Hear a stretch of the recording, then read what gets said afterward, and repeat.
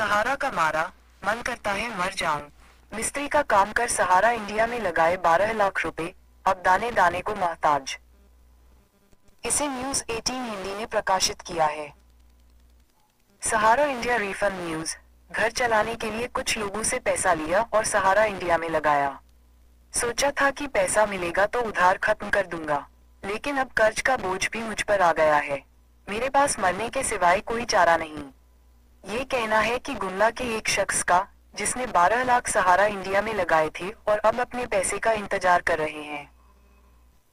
गुमला, सहारा India परिवार ने कई लोगों को बेसहारा, बेघर, लाचार कर दिया है। सहारा इंडिया में पैसा डूबने के कारण कई लोग विभिन्न समस्याओं से जूझ रहे हैं, तो कई लोग दाने दाने को तरस रहे हैं। गुमला जिला मुख्यालय में रहने वाले एक शख्स का भी यही हाल है। इस व्यक्ति का लगभग 12 लाख रुपए सहारा इंडिया परिवार में बाकी है, जिससे उस व्यक्ति के सामने भुखमरी की स्थिति पैदा हो गई है। क्या है पूरा मामला? सच्चिदानंद पांडे बताते हैं, सहारा इंडिया परिवार में 2013 से पैसा जमा करते आ रहा था। पेशे से मैं बिजली मिस्त्री का काम करता हूँ। कोई बुलाता है तो काम करता हूँ। काम भी नियमित रूप से नहीं मिलता है।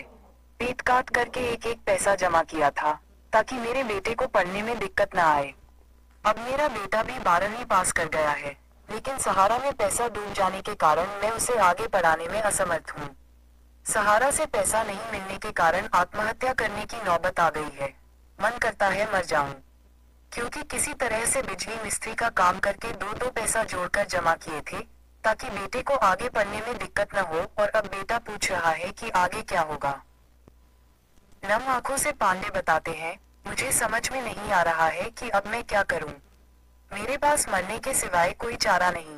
घर चलाने के लिए कुछ लोगों से सहारा इंडिया के भरोसे पैसा लिया था, ये सोचकर कि सहारा इंडिया से पैसा मिलेगा तो वापस कर दूंगा।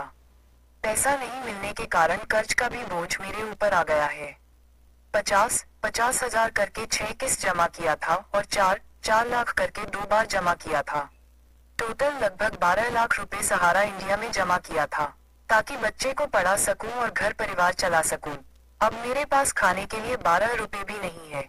इसके कारण मैं बीपी, शुगर का भी मरीज बन गया हूँ।